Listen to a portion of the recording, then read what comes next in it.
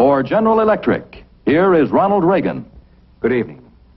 We're pleased to present James Dean and Natalie Wood in a repeat performance of Sherwood Anderson's I'm a Fool, starring Eddie Albert as the narrator on the General Electric Theater.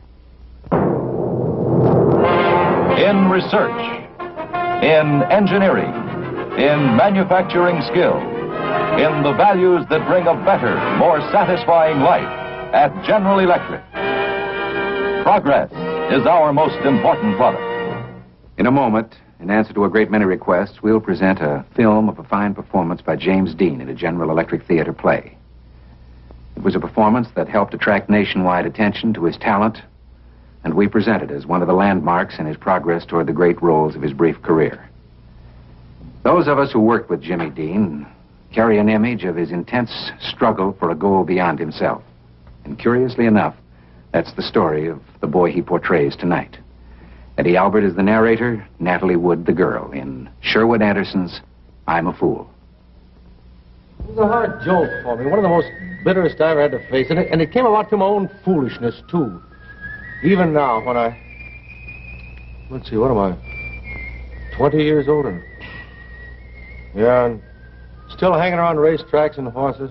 Well, never mind about that. Anyhow, what was I saying? Even now, when I think about it, I want to cry or swear or kick myself. It all started one day in July. There I was, 19 years old, too big to hang around the house, and there was no job in town I could get. So I made up my mind to try for a bigger town. I knew if I was ever going to amount to anything, I just had to get out of there. There was all there was to it. Well, my sister Mildred, she stormed and scolded all that week before I left. My mother cried. I don't know why you can't stay here where everybody knows. Oh, please. If your father was alive... Ma, don't cry. I'm not crying. Mildred, make her stop crying. You better eat now, you hear? Yeah, I'm okay. You have to have a hot meal every single day. And you better write, too. Okay, Ma, I will. Better write me every single day what you had to eat. I will. You promise. Oh, Ma. I promise.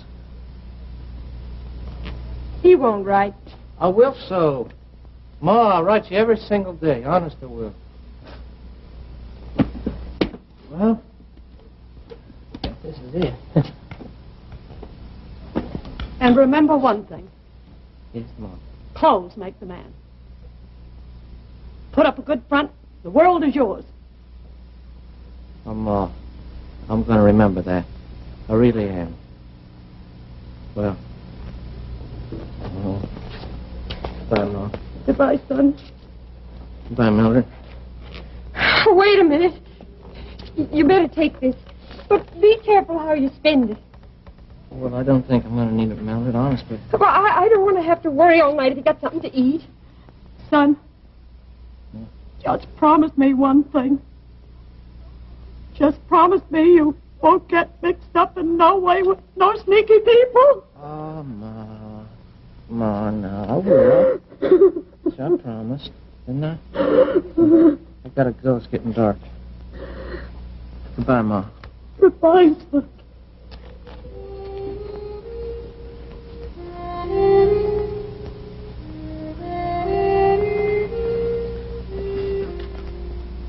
There are a lot of things you got to promise your mother when you go away.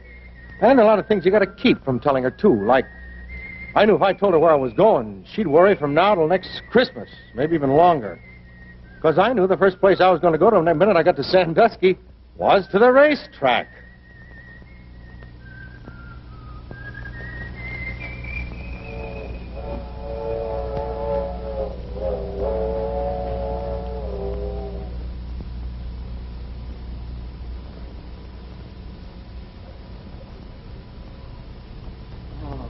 Hey, what are you doing here?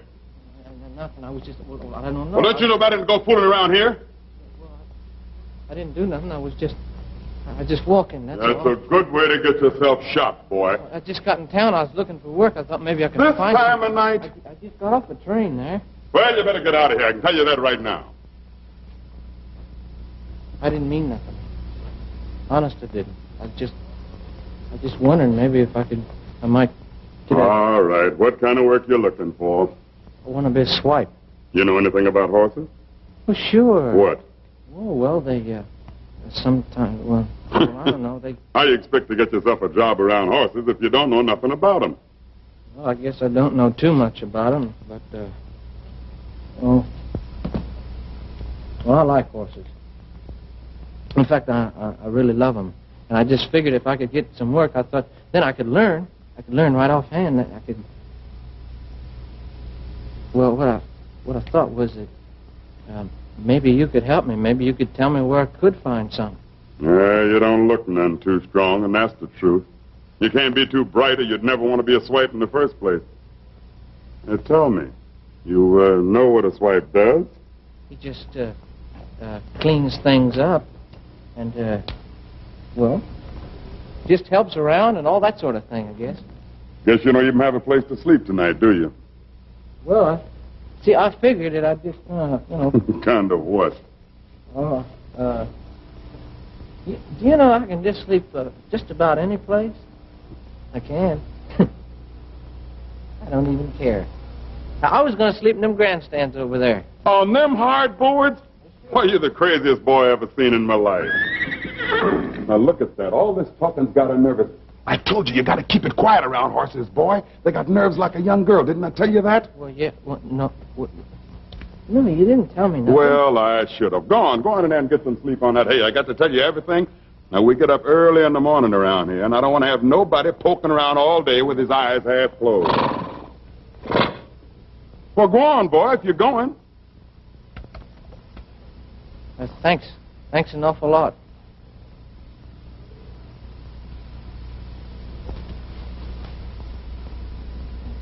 Hey, boy. Yes, sir. You can call me Bert.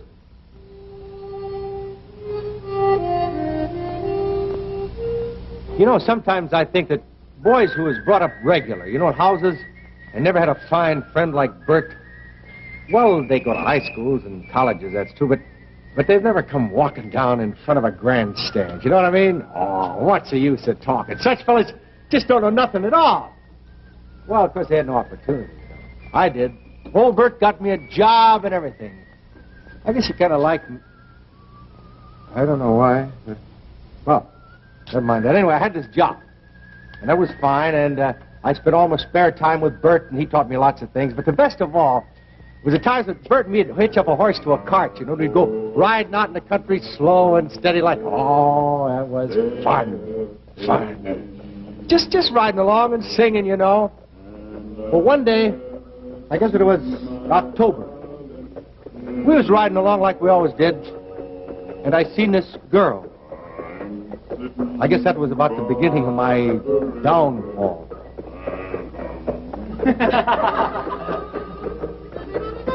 Here, let me see ketchup. Go get it. Here. That's right, the ketchup. Oh. Good. Oh.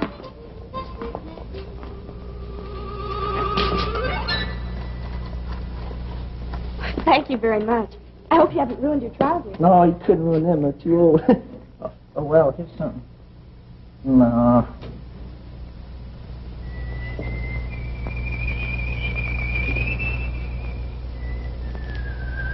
Well, I better get on back. Because if I don't, I'll have to walk back to town. Thank you again.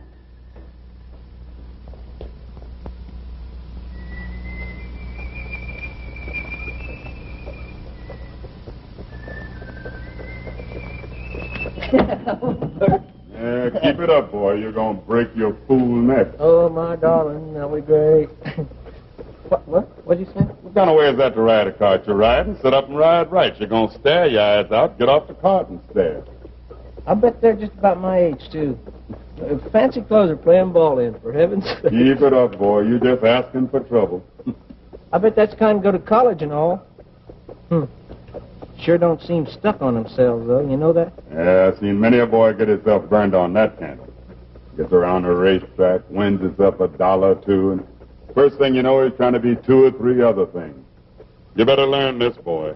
You are what you are, and they are what they are. The look on your face when you seen that girl. You should have seen it, boy.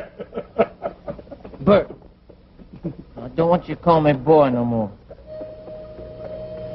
Oh, Bert was right. I knew he was right as soon as he said it, but I wouldn't listen to him. Not me. I want to get a new job now. Some fancy clothes and... what's the use of talking? I was about to do the biggest dumb fool thing in my whole life. Got me a new job, all right, taking care of some horses for a man who owned a teaming and delivery business here, and I saved my money and I bought myself a new brown derby hat and a stand-up collar. Well, I always say, put up a good front and the world is yours, you know? Anyhow, one day, I had about $40 in my pocket. I went into the West House. That's this big hotel where all the dudes was.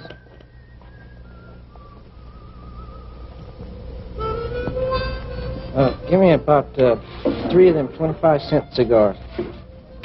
Oh. There's always a lot of horsemen and strangers and dressed-up people from out of town, you know, hanging around the lobby in the bar, and so I mingled amongst them. But there was this dude. He had a cane and he had a Windsor tie. Oh, it made me sick to look at. Oh, I like a man to be a man, you know, and dress up, but not to put on such airs. Well, anyhow, I pushed him aside, a little rough, so he knew who I was, you know.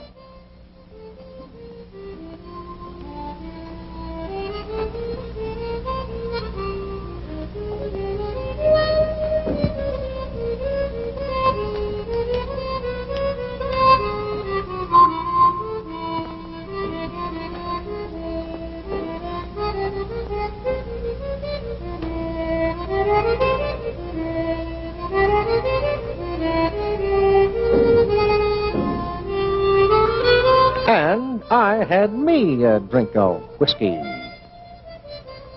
Well, yes, sir, I had $40 in my pocket. I just says to myself, well, I'll go down to the track, see how old Bert's coming along.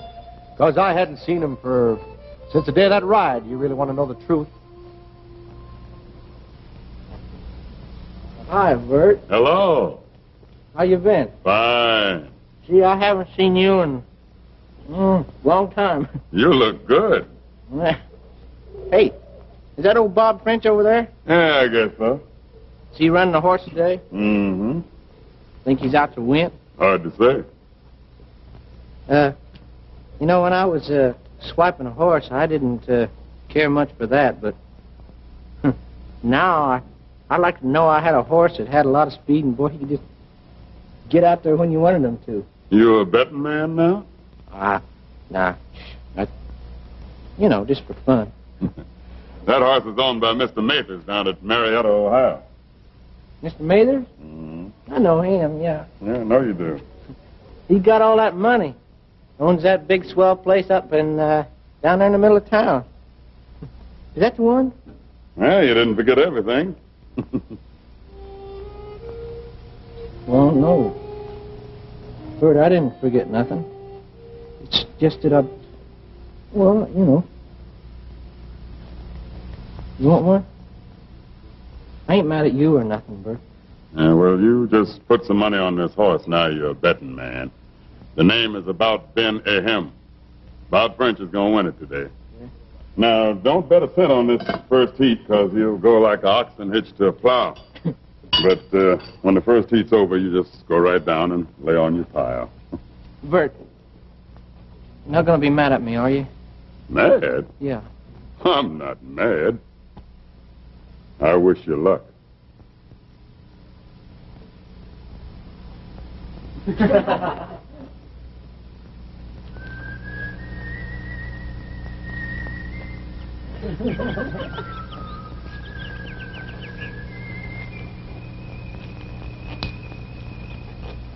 Hello. Hello. This is Miss Eleanor Woodbury, my best friend, and my brother Wilbur. This is... I'm sorry, but I don't seem to... Well, Mathers. Yeah, Walter Mathers. I'm from Marietta, Ohio. Oh, you're from out of town, too. Yeah. So are we. We just came down for the day to visit Miss Woodbury. Oh, won't you join us, Mr. Mathers? Oh, we have a box in the grandstand. Well, I usually watch the races right from here. See, I told you. People who know what they're doing never go near the grandstands. Here's where you get all the inside information. Isn't that right, Mr. Mathers. Walter Mathers. Oh, do you have a lot of inside information, Mr. Mathers?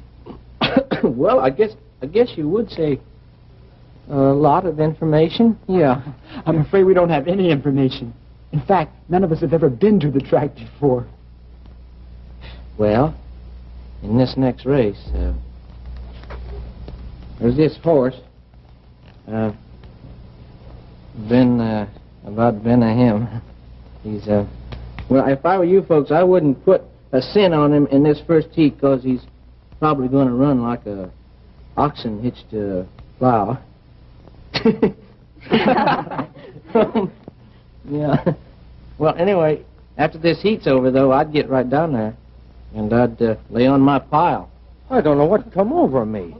I guess it was their swell names and everything got me off my trolley, but I couldn't make her out for a boob, could I? Anyway, first thing I knew, I was telling all three of them the smashingest lie you ever heard. My father owns that horse.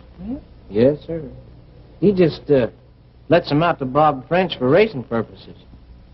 See, my family's proud, and they never went into racing in this way with their own name. You know what I mean? And then I went the whole hog. I told them about our place down at Marietta and the big stables and the grand brick house up on the hill overlooking the Ohio River.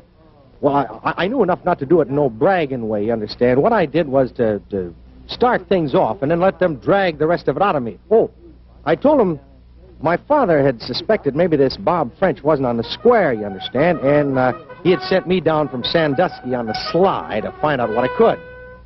Well, anyhow, up come this first heat, and sure enough, this about Ben Aham, he pulled up in a back stretch like he was a wooden horse or a sick one anyhow, and he come in to be last. Well, do we bet now? Hey, would you mind running down and putting this on for me, too?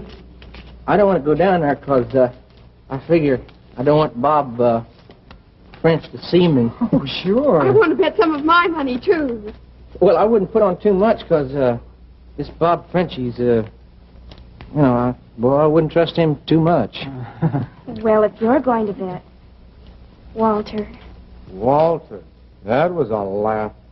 No, I really mean, what a boob I am. There ain't any such guy like named Walter Mathers, and there never was one. And if there was one, I'd go right down to Marietta tomorrow and I'd shoot him. Because that fool horse won. That just made things worse. Now this Wilbur is inviting me to dinner with them all in some little place they knew about by the railroad track with a beach around it and all. And sure enough, there I was, drinking champagne and all. Oh, but to tell you the truth, I don't think I could tell you a thing I ate. I mean, I just didn't taste nothing. And I don't think Lucy did either. We just sat there looking at each other. All I could think about was that train coming at 10 o'clock and it getting later and later and she having to be on it. And I just had to tell her the truth, who I was, before she got in that train. I just wanted to cry. You know, there's a girl, kind of a girl you meet just once in your life, and if you don't get busy and make some hay, well, you're done for once and for all. You might as well jump off a bridge. They give you a kind of a look from inside of them somewhere, and no, it ain't vamping. But what it means is you want this girl to be your wife, and you want nice things around her, like flowers and swell clothes and all, and you want her to have the kids you're going to have, and you want good music played and no ragtime. When it happens all of a sudden. You're just standing there and you kind of turn to each other, both of you, and you're in love. Not her and Walter Mathers, because there ain't any such guy, but her and me. Me. And it ain't because of that lie that I told her about my father and all that, neither. I know. There's a way you can tell. But, gee, I just had to tell her who I really was before she got in that train. I mean, I had to.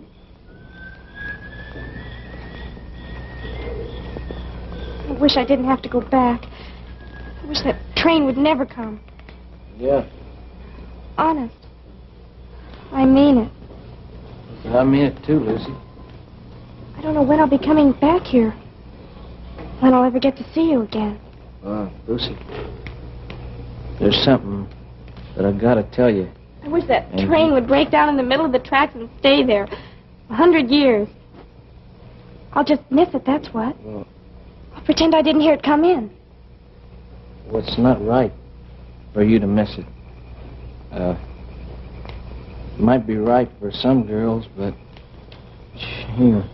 not you, Lucy. Oh, I guess Wilbur's I gotta watching out, so I can't miss it. Lucy, I gotta tell you something. Will you listen to me a minute? Quiet. Don't talk. Well, I gotta tell you Please this. don't talk. Anybody can open his mouth and let words come out. Talk is so cheap. So awfully cheap. Well, I know that, but this is something that you can't. It seems so smooth. Like we could get out in the middle of a lake and walk in the water. Doesn't it seem like that to you? I'll always remember this place. The smooth water, the way the roots of old trees have washed up in the sand. The dark. You. Would you remember the watery smell? Mm-hmm. And the night? Like if you put out your hand, you could feel it. Warm and soft. And dark and sweet like an orange. Oh, Lucy. Lucy, I gotta tell you something. And you're not gonna think maybe... Oh! Well, I gotta tell you now before... Here comes Wilbur. Lucy.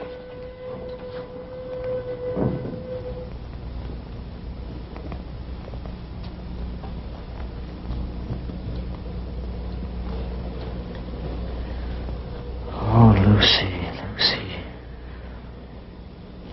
I know what you want to tell me.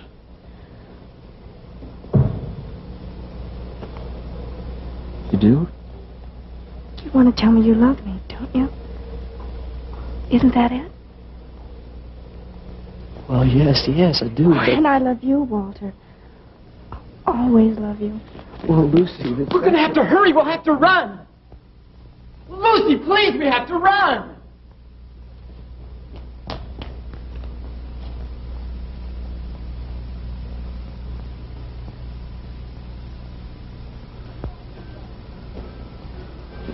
Come on, hurry up.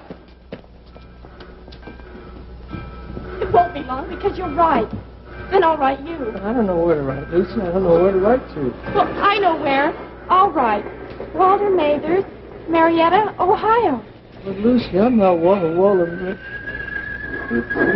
I could have run after that train, sure. I'd have made Dan Patch look like a freight train after a wreck. But socks almighty, why should... Did you ever see such a fool?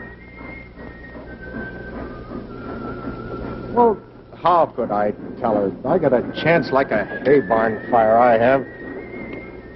And suppose she does write to me down there at Marietta. The letter's going to come back. Stamped on the front of it there by the USA. There ain't any such guy or whatever it is they stamp on the... Me trying to pass myself off as a big swell to her. As decent a person as God ever made. I'll bet you what. If I was to get an arm broke right now or to have a train run over my foot, I wouldn't call no doctor. I'd just sit here and let it hurt and hurt. That's what I'd do. I'll bet you what. If I hadn't seen that dude with that cane, I'd never been such a fool as to go and tell such a lie that could never be made straight, you know, to a lady like her. Wish I had him here right now, that guy with the Windsor, the cane. Man, I'd smash him for fair. He's a big fool, that's what he is. And if I'm not another, you just go find me one, and I'll give up working and be a bum and give him my job. Because I don't care nothing for working and earning and saving money for no such boob as myself.